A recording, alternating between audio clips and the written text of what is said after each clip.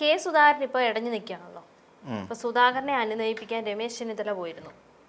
രമേശ് ചെന്നിത്തല ഫ്ലാറ്റിലെത്തി സംസാരിച്ചു.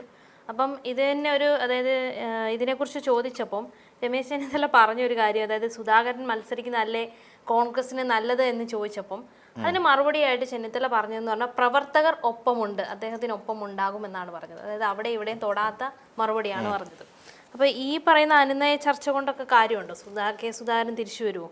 നിലയുമില്ല വിലയുമില്ലാത്ത ഒരാളല്ലേ സുധാകരനോട് മാധ്യമപ്രവർത്തകർ ചോദിച്ചത്. നമ്മൾക്ക് അവിടെ നിന്ന് ഡൽഹിയിൽ നിന്ന് വിളിച്ചത് നമുക്ക് നിലയും വിലയൊന്നും ഇല്ലാത്ത നേതാക്കന്മാരല്ലേ എന്നാണ് സുധാകരന്റെ പ്രസ്താവന. കെ സുധാകരന്റെ പ്രസ്താവന. ഇപ്പൊ രണ്ടുപേരും രണ്ട് സുധാകരന്മാരും ആണല്ലോ കേരളത്തിന്റെ ഏറ്റവും വലിയ ചർച്ചകളിൽ കിടക്കുന്നത്. അപ്പൊ അതുകൊണ്ടാണ് അതങ്ങനെ മാറിപ്പോകുന്നത്. അപ്പോൾ ഈ കെ സുധാകരനെ സംബന്ധിച്ചിടത്തോളം ഞാൻ ഇതിനു മുമ്പ് പറഞ്ഞിട്ടുണ്ട്, കെ സുധാകരൻ എന്ന് പറയുന്ന നേതാവിനെ രമേശ് ചെന്നിത്തല കണ്ടാലും പി ഡി സതീശൻ കണ്ടാലും ഇനി അതല്ല സാക്ഷാൽ രാഹുൽ ഗാന്ധി കണ്ടാലും വലിയ മാറ്റമൊന്നും ഉണ്ടാകുമെന്ന് തോന്നുന്നില്ല. ഇതിപ്പോൾ എം പിമാർ മത്സരിക്കേണ്ട എന്ന് പറയുന്ന ഒരു തീരുമാനം ഹൈക്കമാൻഡിൻ്റെ ഭാഗത്തു നിന്നുണ്ടായി. ഹൈക്കമാൻഡിൻ്റെ ഭാഗത്തു നിന്ന് അങ്ങനെ ഒരു തീരുമാനം ഉണ്ടായതിന് ചില കാരണങ്ങളുണ്ട്. കാരണം ഞാൻ ഇതിനു മുമ്പ് ആ കാരണം ഞാൻ വിശദീകരിച്ചാണ്. ഇനി ഒരു ലോക്സഭാ തെരഞ്ഞെടുപ്പിനെ നേരിടാനുള്ള ആംബിയർ നിലവിൽ കേരളത്തിലെ കോൺഗ്രസ് പാർട്ടിക്ക് ഇല്ല. അതൊരു വസ്തുതാപരമായ കാര്യമാണ്. എന്തുകൊണ്ടെന്നാൽ ഇനിയും ഇവിടുന്ന് പോകുന്നവരെ കൊണ്ട് എന്തെങ്കിലും കാര്യം കേരളത്തിന് വേണ്ടി ചെയ്യിച്ചെടുക്കാം എന്നുള്ള ഒരു തോട്ടൊന്നും ഇപ്പോഴത്തെ ജനത്തിനില്ല. നമ്മളെ സംബന്ധിച്ചിടത്തോളം, കേരളത്തിലുള്ള ആൾക്കാരെ സംബന്ധിച്ചിടത്തോളം അങ്ങനെ ഇനിയും അങ്ങോട്ട് മുന്നോട്ട് പോയി ഇവർ കോൺഗ്രസിനെ നമ്പി മുന്നോട്ട് പോയിട്ട് കാര്യമില്ല എന്നുള്ളതാണ്. അപ്പോൾ അതുകൊണ്ട് ഇനിയൊരു ഉപതെരഞ്ഞെടുപ്പ് വന്നു കഴിഞ്ഞാൽ എല്ലാ നേതാക്കന്മാർക്കും പണി കിട്ടും. അതുകൊണ്ട് നിലവിലുള്ള എം പിമാർ അതേപടി തന്നെ അവരുടെ ടേം പൂർത്തിയാക്കി പുറത്തേക്ക് ഇറങ്ങിക്കോട്ടെ എന്നുള്ളതാണ് ഇപ്പോൾ ഉദ്ദേശിക്കുന്നത്. അപ്പം ഇതിൽ തിരിച്ചടിയായിരിക്കുന്ന ഒന്ന് കെ സി വേണുഗോപാലിന് തിരിച്ചടിയായിട്ടുണ്ട്, ഷാഫി പറമ്പലിന് തിരിച്ചടിയായിട്ടുണ്ട്, കൊടിക്കുന്നിൽ സുരേഷിനും അടൂർ പ്രകാശിനും എം കെ രാഘവനും ഈ കൂട്ടത്തിൽ കെ സുധാകരനും ഇത്രയും പേർക്ക് അടിയായിട്ടുണ്ട്. ഇപ്പോൾ എം കെ രാഘവനെ ഇതിനകത്ത് വരുന്ന പ്രശ്നം എം കെ രാഘവനെ സംബന്ധിച്ചിടത്തോളം ആണെങ്കിൽ ഇപ്പോൾ എം കെ രാഘവൻ മത്സരിച്ച് ജയിച്ചു എന്ന് തന്നെ കരുതുക. അങ്ങനെ ജയിച്ചു കഴിഞ്ഞാൽ എം കെ രാഘവന് മന്ത്രിസ്ഥാനം കൊടുക്കേണ്ടി വരും. ഇവിടെ കെ സി വേണുഗോപാൽ മത്സരിച്ച് ജയിച്ചു എന്ന് കരുതുക, കെ സി വേണുഗോപാലിന് കൊടുക്കേണ്ടി വരും ഈ പറയുന്ന പോലെ മുഖ്യമന്ത്രി സ്ഥാനം. കൊടിക്കുന്നിൽ സുരേഷിനും കൊടുക്കേണ്ടി വരും ഒരു മന്ത്രിസ്ഥാനം. ഈ പറയുന്ന എം പിമാർക്കെല്ലാം മന്ത്രിസ്ഥാനം തന്നെ കൊടുക്കേണ്ടി വരും. ഇനി ഇതെല്ലാം പോരാഞ്ഞിട്ട് വേറൊരാൾ കൂടി കച്ച കെട്ടി നിൽപ്പുണ്ട്, ശശി തരൂരിനെ ഇതിനകത്തേക്ക് ഇടക്കിയിട്ട് ശശി തരൂരിനും മന്ത്രിസ്ഥാനം കുറച്ചൊന്നും കൊടുക്കാൻ പറ്റില്ല.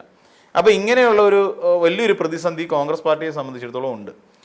അതിനകത്ത് ഈ കാര്യങ്ങളൊക്കെ സുധാകരൻ എന്ന് പറയുന്ന ഒരാളെ പറഞ്ഞ് മനസ്സിലാക്കുക എന്നുള്ളതാണ് ഏറ്റവും വലിയ ടാസ്ക്.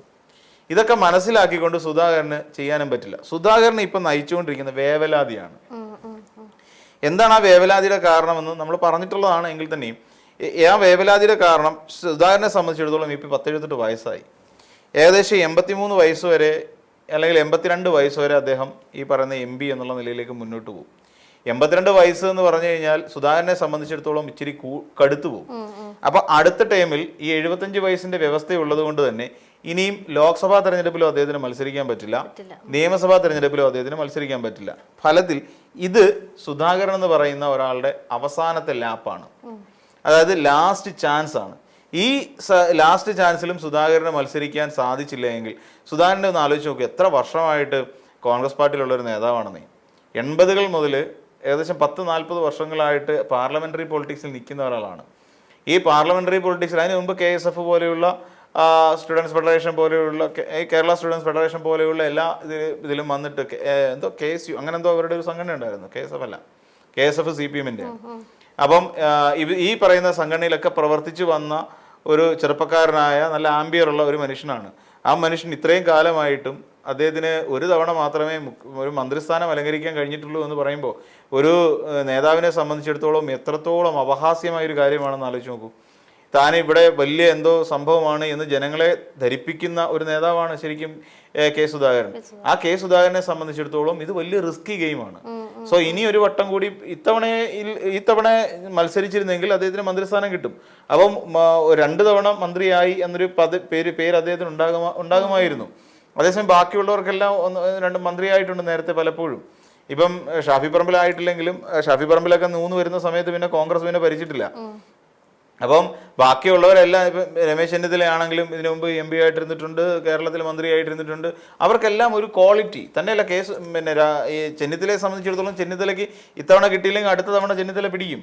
സതീശനെ സംബന്ധിച്ചിടത്തോളം സതീശൻ ഇത്തവണ മുഖ്യമന്ത്രിയാണ് നോട്ടം. കാരണം എന്ന് വെച്ചാൽ സതീശൻ ഇത്തവണ മുഖ്യമന്ത്രി നോക്കിയേ പറ്റൂ. സതീശൻ ഇതുവരെ മന്ത്രിയായിട്ടില്ല. സതീശൻ ഇപ്പം 3-4 തവണയായിട്ട് പറവൂരിലും ജയിക്കുന്നുണ്ടെങ്കിലും സതീശൻ ഒരു മന്ത്രി എന്ന നിലയിൽ പോലും സതീശനെ വളർന്നിട്ടില്ലായിരുന്നു. സതീശനെ സംബന്ധിച്ചിടത്തോളം ഇത്തവണ മുഖ്യമന്ത്രി ആയി കഴിഞ്ഞാൽ ഇത്രയും കാലം ഉണ്ടായിരുന്ന കേട് തീർക്കാം. ചെന്നിത്തലയെ സംബന്ധിച്ചിടത്തോളം ഇത്തവണ മുഖ്യമന്ത്രി ആവുക എന്നുള്ളതാണ്. പിന്നെ ഇതിനകത്ത് മുഖ്യമന്ത്രി ആകുന്ന ആരായിരുന്നാലും ശരി, അവർക്ക് ആഭ്യന്തര വകുപ്പ് കിട്ടാൻ പോകുന്നില്ല എന്നുള്ളത് സത്യസന്ധമായ ഒരു കാര്യമാണ്. ഇത്തവണ കോൺഗ്രസിനെ അലട്ടുന്ന ഏറ്റവും വലിയ പ്രശ്നമാണ്. ആര് മുഖ്യമന്ത്രിയായിരുന്നു, ചെന്നിത്തല മുഖ്യമന്ത്രിയായാൽ ചെന്നിത്തലയ്ക്ക് ആഭ്യന്തരം കിട്ടില്ല. VD സതീശനാണ് മുഖ്യമന്ത്രി ആകുന്നതെങ്കിൽ VD സതീശൻ ആഭ്യന്തരം കിട്ടില്ല.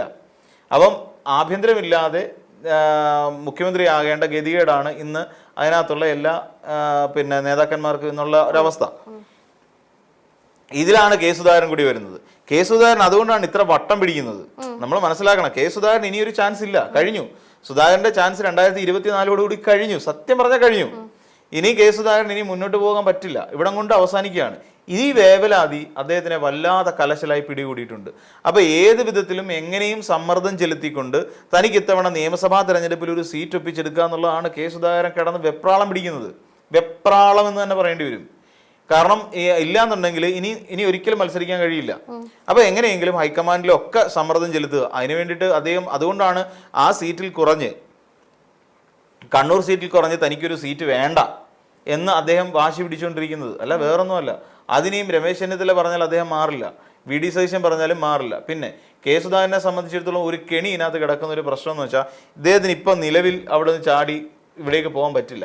അതായത് BJP-യിലേക്ക് ചാടാൻ ഒരു സാഹചര്യം കിട്ടിയാൽ പോലും അദ്ദേഹം ഒന്ന് മടിക്കും. കാരണം എന്താണെന്ന് ചോദിച്ചു കഴിഞ്ഞാൽ, അങ്ങനെ മടിക്കുമ്പോൾ സുധാകരനെ സംബന്ധിച്ച് MP സ്ഥാനം രാജിവെക്കേണ്ടി വരും, കൂറുമാറ്റ നിരോധന നിയമപ്രകാരം. അതായത് അദ്ദേഹം വിജയിച്ചിരിക്കുന്നത് കോൺഗ്രസിന്റെ MP ആയിട്ടും അതോടൊപ്പം UDF എന്ന് പറയുന്ന മുന്നണിയുടെ ഭാഗമായി നിന്നിട്ടാണ് അദ്ദേഹം ലോക്സഭയിലേക്ക് തിരഞ്ഞെടുക്കപ്പെട്ടത്. അങ്ങനെ ഒരു സാഹചര്യം വരുമ്പോൾ സ്വാഭാവികമായും അദ്ദേഹം പാർട്ടി മാറിയാൽ ഈ UDF-നെ കൂടെ നിന്നിട്ടും കോൺഗ്രസ് പാർട്ടിയുടെ കൂടെ നിന്നും അദ്ദേഹം നേടിയെടുത്ത ഈ MP സ്ഥാനം അദ്ദേഹത്തിന് രാജിവെക്കേണ്ടി വരും. രാജിവെച്ചിട്ട് വേണമെങ്കിൽ മാത്രം BJP-ക്കൊപ്പം പോവാം. അപ്പോഴും കണ്ണൂർ ലോക്സഭാ മണ്ഡലത്തിൽ ഒഴിവ് വരും. അവിടെ ഒരു ഉപതെരഞ്ഞെടുപ്പ് ഉണ്ടാകാൻ സാധ്യതയുണ്ട്. അതെന്തായിരുന്നാലും കിട്ടാൻ പോകുന്നില്ല, ആ UDF-ന് കിട്ടാൻ പോകുന്നില്ല. അപ്പം ഇവിടെ ഇനി അങ്ങനെ ഒരു സാഹചര്യത്തിലൂടെ മാത്രമേ കെ സുധാകരന് മുന്നോട്ട് പോകാൻ പറ്റൂ. അതോടൊപ്പം ഈ കെ സുധാകരൻ എന്ന് പറയുന്ന ഒരാൾ BJP-കാരനായി മാറിയത് വെക്കുക, അല്ല ഇപ്പം സ്വതന്ത്രനായി മത്സരിക്കുന്നു എന്ന് വിചാരിക്കാം. സ്വതന്ത്രനായി മത്സരിക്കുമ്പോൾ BJP പിന്താങ്ങുന്നു എന്നും കരുതുക. അങ്ങനെ വന്നു കഴിഞ്ഞാൽ അദ്ദേഹത്തിന് ഒരു പക്ഷേ നിയമസഭയിലേക്ക് എത്താം. പക്ഷേ മന്ത്രിയാവുക എന്ന് പറയുന്ന ഒരു പോസിബിലിറ്റി അവിടെ ഫുൾഫിൽ ചെയ്യാൻ പറ്റില്ല. അദ്ദേഹത്തിന് ഈ NDA-യുടെ ഭാഗമായി നിന്ന് ജയിച്ച് നിയമസഭയിലേക്ക് എത്തിയാൽ അദ്ദേഹത്തിന് ഒരിക്കലും മന്ത്രിയാവാനും പറ്റില്ല. അപ്പോൾ ഇങ്ങനത്തെ കുറേ നൂലാമാലകൾ പിന്നെ ഇദ്ദേഹത്തിന് ഉണ്ട്. ഇനിയും ഇദ്ദേഹത്തിന് പറയാൻ പറ്റുന്നൊരു ഭീഷണിപ്പെടുത്തുക എന്ന് മാത്രമേ ഉള്ളൂ സുധാകരന്റെ മുന്നിലുള്ള ഏക വഴി. അതായത് സുധാകരൻ പറയുക, ഞാൻ ചർച്ച നടത്തി എന്നറിയിക്കുക. അല്ലെങ്കിൽ ഇവരുമായിട്ട് ഈ പറയുന്ന രാജീവ് ചന്ദ്രശേഖരനെ മീറ്റ് ചെയ്താൽ മാത്രം മതി. മീറ്റ് ചെയ്ത് കഴിയുമ്പോൾ തന്നെ കോൺഗ്രസിന്റെ ഹാലിളക്കം തുടങ്ങും. അപ്പൊ എന്ന് വെച്ചാൽ എന്തുകൊണ്ടാണെന്ന് ചോദിച്ചാൽ G സുധാകരൻ പോയതുപോലെ അല്ല, കെ സുധാകരൻ എന്ന് പറയുന്ന ഒരാൾ കണ്ണൂരിൽ നിന്ന് BJP-യിലേക്ക് ചാടാതിരിക്കുമ്പോൾ ഒരുപറ്റം അണികളും ഇദ്ദേഹത്തിനോടൊപ്പം തന്നെ നിൽക്കും. അതായത് കോൺഗ്രസ്സിലെ ഇയാൾ പിന്നെ അതായത് കെ സുധാകരൻ ഉണ്ടാക്കി കൊടുത്ത പവറും അതുപോലുള്ള കാര്യങ്ങൾ ഉണ്ടാക്കി കൊടുത്ത ഒരുപറ്റം നേതാക്കന്മാരുണ്ട്. അണികളുണ്ട്. നേതാക്കന്മാരെന്ന് പറയുന്നില്ല, അണികളുണ്ട്. നേതാക്കന്മാരിൽ ഒരാളാണ് സണ്ണി ജോസഫ് കാലുവാരിയത്. അപ്പോൾ നിരവധി അണികൾ വേറെയുണ്ട്. ഈ അണികളിൽ കുറച്ചു പേരിലെങ്കിലും കെ സുധാകരന് സ്വാധീനം ചെലുത്താൻ പറ്റുന്നവരുണ്ട്, ഇപ്പോഴും കോൺഗ്രസിനകത്തുണ്ട്. ഇപ്പൊ തന്നെ കണ്ടില്ലേ, കണ്ണൂരിൽ കോൺഗ്രസിന്റെ പിന്നെ ഇവര് കെ സുധാകരൻ അനുകൂലികൾ പോസ്റ്റർ വെച്ച് സുധാകരൻ വരും എന്നും പറഞ്ഞിട്ട് പോസ്റ്ററൊക്കെ വെച്ചിട്ടുണ്ട്. പക്ഷെ അതൊന്നും വലിയ കാര്യമായിട്ടുള്ള കാര്യമൊന്നുമല്ല, വരാനൊന്നും പോകുന്നില്ല. അപ്പൊ സുധാകരനെ സംബന്ധിച്ചിടത്തോളം ഈ അണികൾ ഇദ്ദേഹത്തിന്റെ പിന്നിൽ നിൽക്കും. അപ്പൊ അങ്ങനെ വരുമ്പോൾ ഒരു കൂട്ടത്തോടുള്ള ഒരു കൊഴിഞ്ഞുപോക്ക് ഉണ്ടാവും, കോൺഗ്രസ് പാർട്ടിയിൽ ഉണ്ടാവും.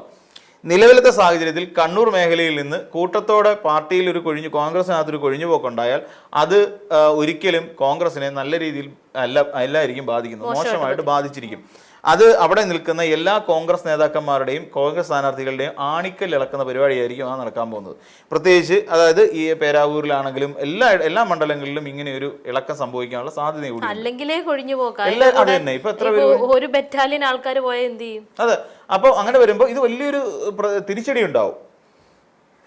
പിന്നെ തന്നെയല്ല, ഈ സുധാകരനെ പറ്റിച്ചു എന്ന് ചിന്തിക്കുന്ന ഒരു വിഭാഗം ആൾക്കാരുണ്ട്. സുധാകരനെ പാർട്ടി ഏറെ കാലമായി പറ്റിച്ചുകൊണ്ടിരിക്കുകയാണ്.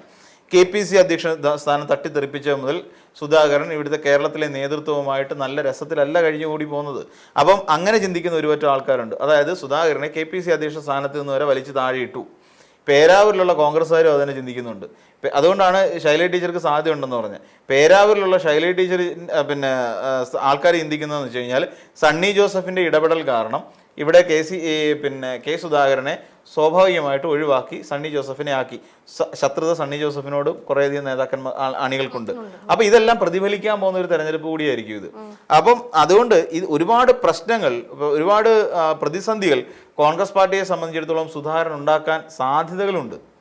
അപ്പം ഒന്ന് BJP പ്രവേശനം, അല്ലെങ്കിൽ സ്വതന്ത്രനായി മത്സരിക്കുക, അങ്ങനെ തുടങ്ങി പാർട്ടിയിൽ ഇനിയിപ്പം നഷ്ടപ്പെട്ട് പാർട്ടി ഇനിയിപ്പോൾ അല്ലെങ്കിൽ UDF ഇനിയിപ്പം ഇതിലേക്ക് പോയി കഴിഞ്ഞാലും അതിനെ വലുതായിട്ട് ബാധിക്കാൻ എന്ന് വെച്ചാൽ സുധാകരൻ കൊഴിഞ്ഞു പോകുമ്പോൾ എന്തുണ്ടാകുമോ അതൊരു വലിയ ഭീകരമായ അവസ്ഥയിൽ തന്നെ നമ്മൾ മുന്നിൽ കാണേണ്ടി വരും. അപ്പോൾ അങ്ങനെ ഒരു മുന്നിൽ കാണൽ ഇനിയിപ്പോൾ ഉള്ളത് കൊണ്ടാണ് പലപ്പോഴും സുധാകരനുമായി പലരും തുറന്ന ചർച്ചയ്ക്ക് തയ്യാറാവുന്നു. പക്ഷേ ചർച്ചയൊന്നും ഫലവത്താവില്ല. അദ്ദേഹം എടുത്തിരിക്കുന്ന തീരുമാനം സ്ഥാനാർത്ഥിത്വത്തെ കുറഞ്ഞതിൽ യാതൊന്നിലും വിട്ടുവീഴ്ച ചെയ്യില്ല എന്നുള്ള കാര്യം 100% ഉറപ്പാണ്. കാര്യം സുധാകരനെ അനുകൂലിക്കുന്ന, ഞാൻ നേരത്തെ സൂചിപ്പിച്ച പോലെ, നിരവധി അണികൾ ഇപ്പോഴും കണ്ണൂരിൽ ബാക്കിയുണ്ട്. അപ്പോൾ അത് കാരണം ഒരു കാരണവശാൽ സുധാകരൻ ഒരു വിട്ടുവീഴ്ചയ്ക്ക് തയ്യാറായില്ല എന്നുള്ളതാണ് എൻ്റെ പക്ഷം.